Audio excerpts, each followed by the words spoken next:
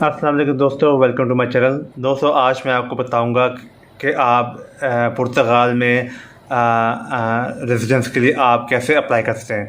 दोस्तों, अक्सर आजकल पुर्तगाल का टॉपिक काफ़ी हॉट चल रहा है, ठीक है ना, जिसमें पुर्तगाल में वेरियस ऑप्शंस अवेलेबल हैं, जिसका रेजिडेंस परमिट है, उसके बाद फिर D7 वीज़ा है, जो कि ये भी किस्म का मतलब टेम्प्रेरी वीज़ा है, लेकिन उसके बाद ये आगे फर्दर जो है आप सिटीज़नशिप या परमानेंट वीज़ा पे भी चेंज हो सकता है। तो दोस्तों, आज इस वीडियो में जिस टॉप वीज़ा के बारे में बताऊंगा उसे कहते हैं D7 वीज़ा, ठीक है। उसको D7 वीज़ा भी कहा जाता है और उसको रिटायरी वीज़ा भी कहा जाता है, ठीक है। जो प्लान करना चाह रहे हैं पुर्तगाल में रिटायर होने का, तो वो उनके लिए वीज़ा बहुत अच्छा है, ठीक है। अच्छा, इस वीज़े की सबसे अच्छी बात ये है कि इसमें आपको आइल्स करना पड़ता है, ना आपको कोई इसमें कोई ऐसी रिक्वायरमेंट होती है। हाँ, अलबत्ता बैंक स्टेटमेंट जो है वो लाजमी चाहिए होती है, ठीक है। अगर आप अकेले जा रहे हैं तो आपको कम से कम 8,000 यूरो जो है वो आपने शो करना है, ठीक है। कि आपने बताना कि आपने ये शो करना है कि मेरे पास जो है 8,000 यूरो जो है वो पड़े हैं। अगर आप अपनी फैमिली एक वाइफ है आपकी और आपके साथ बेटी है, बच्चा है या बच्ची है, तो आप उसकी जो रिक्वायरमेंट होगी, आपकी जितनी स्टेटमेंट की रिक्वायरमेंट है, जैसा 8,000 आपकी है तो आपकी स्पाउस की हो जाएगी 4,000, यानी 50%, ठीक है। और आपकी जो डिपेंडेंट जो चाइल्ड होगा उसकी कोई $2,500 की ना ये रिक्वायरमेंट हो जाएगी, ठीक है। तो ये आपने शो करना है कि आपने कि आपके पास ये फ़ंड जो हैं वो आपके अकाउंट में अवेलेबल होने चाहिए। उसके बाद दूसरी रिक्वायरमेंट जो है वो ये है कि आपको कहीं से मतलब इनकम आ रही हो। वो इनकम आपको बिज़नेस से भी आ सकती है, आपको किसी रेंट से भी आ सकती है। रेंटल इनकम जो है वो भी आ सकती है, ठीक है। तो उसके बाद ये जो मेन चीज़ें हैं ये आपके पास पूरी होनी चाहिए, ठीक है। अच्छा, अब डॉक्यूमेंट इसमें क्या क्या रिक्वायर्ड है, ठीक है।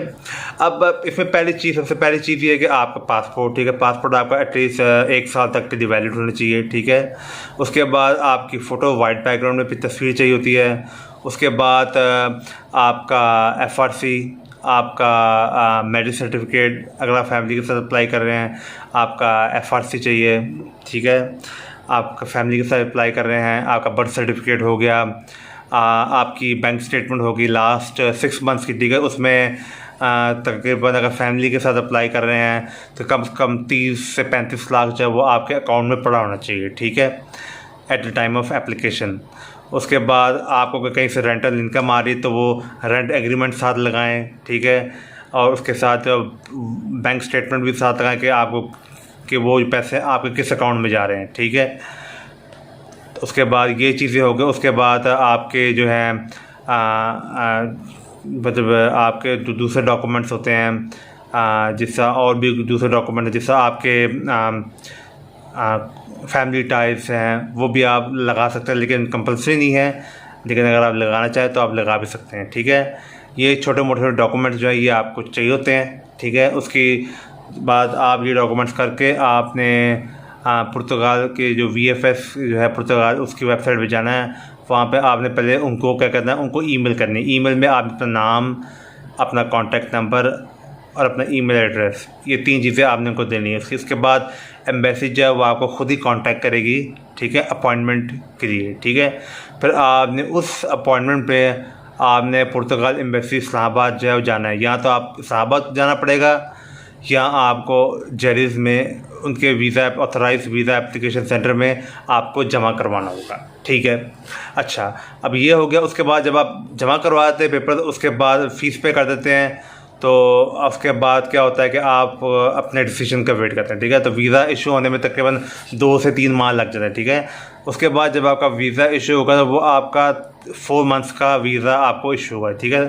वो वीज़ा बेसिकली होता क्या है कि आपको एंट्री देने के लिए 4 महीने के लिए आपका वीज़ा वैलिड होता है, ठीक है, just to give you entry, ठीक है, आपके और आपके डिपेंडेंट के लिए, ठीक है। उसके बाद आपने का जब वीज़ा इशू हो जाएगा, उसके बाद आपने उस वीज़ा एक्सपायर होने से पहले आपने पुर्तगाल जो है वो आपने एंटर होना है, ठीक है। उसके बाद आप पुर्तगाल एंटर हो गए, ठीक है।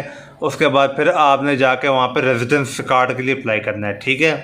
तो ज़ाहिर है उसमें फिर वो फर्दर डॉक्यूमेंट्स जो हैं, जैसा आपका पासपोर्ट है, आपका वीज़ा की कॉपी, आपकी तस्वीर है, आपकी बैंक स्टेटमेंट है, आपकी जो है ये रिटायरमेंट इनकम जो है, आपकी पेंशन आ रही पेंशन भी साथ लगाएं, आपकी जो है रेंटल इनकम रेंटल आ रही तो रेंट एग्रीमेंट साथ लगाएं, उसकी बैंक की स्टेटमेंट लगाएं साथ।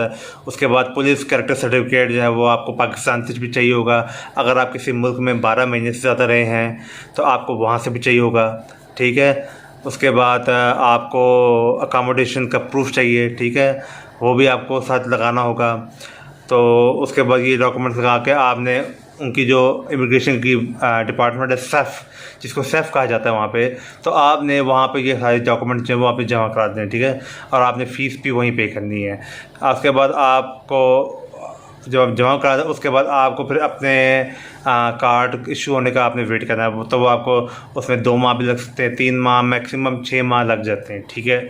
तो जब आपका कार्ड आ जाएगा तो आप जो है वहाँ पे लीगलाइज हो जाते हैं, ठीक है। उसके बाद कार्ड आपका 1 साल के लिए वैलिड होता है। शुरू में आपको इनिशियली आपको कार्ड 1 साल के लिए मिलेगा। उसके बाद फिर आपको मिलेगा कार्ड फर्दर 2 साल के लिए रिन्यू हो जाएगा।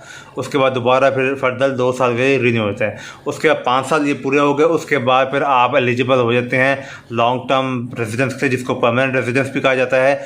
और यहाँ तो आप पुर्तगाल का पासपोर्ट भी ले सकते हैं, ठीक है। तो पुर्तगाल के पासपोर्ट के लिए आपको ज़ाहिर है पुर्तगीज़ लैंग्वेज आना चाहिए, ठीक है ना। तो उसके बगैर आप पुर्तगाल के पासपोर्ट के लिए एलिजिबल नहीं हैं। तो आप ड्यूरिंग दैट टाइम आप पुर्तगाल लैंग्वेज सीख लें। अच्छा, अब इस वीज़े के फ़ायदे क्या हैं, ठीक है। लोग कहते हैं कि जब हम D7 वीज़े पर चले गए, इसका फ़ायदा क्या है। अच्छा, इसका पहला फ़ायदा ये है कि आप जो हैं आप इस कार्ड पे आप 26 मुल्कों में जो है वो वीज़ा फ्री ट्रैवल कर सकते हैं, ठीक है। 26 जो शेंजन कंट्रीज़ हैं आप उसमें वीज़ा फ्री ट्रैवल कर सकते हैं, ठीक है, इस पुर्तगाल के टेम्परेरी रेजिडेंस कार्ड पे। उसके बाद आपका जो एजुकेशन है वो फ्री है। बच्चे अगर आपके तो उनका एजुकेशन फ्री है, आपका और आपके फैमिली का पूरा मेडिकल पूरा फ्री है, ठीक है। उसके बाद आप जो है वो एज ए सेल्फ एम्प्लॉयमेंट या फ्रीलांसर के तौर पे वहाँ पे आप काम कर सकते हैं। हाँ, जॉब इसके अंदर अलाउ नहीं, आप जॉब नहीं कर सकते। आप सेल्फ एम्प्लॉयमेंट या फ्रीलांसर के तौर पे आप वहाँ पे काम कर सकते हैं, ठीक है। उसके बाद जो है आप जो है उसके लिए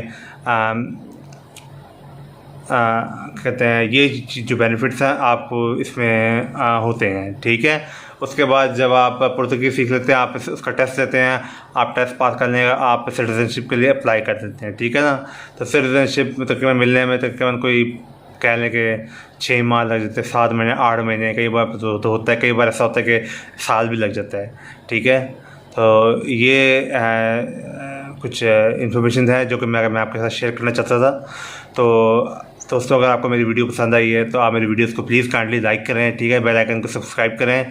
तो मेरी यही कोशिश होती है कि मैं आपके पास latest up to date information में आपके पास लेकर आऊँ, ठीक है। तो दोस्तों, अगर आपको कोई चीज़ समझ नहीं आई तो आप मुझे मैसेज कर सकते हैं, आप मुझे व्हाट्सएप पे भी मैसेज कर दें, ठीक है। मैं आपका मैसेज का जवाब दूँगा, ठीक है। कोशिश करूँगा कि आपका मैसेज का जल्द से जल्द जवाब दे दूँ, आपको स्टेप बाय स्टेप गाइड भी कर दूँ, ठीक है। तो अच्छा, चलते हैं, अल्लाह हाफ़िज़।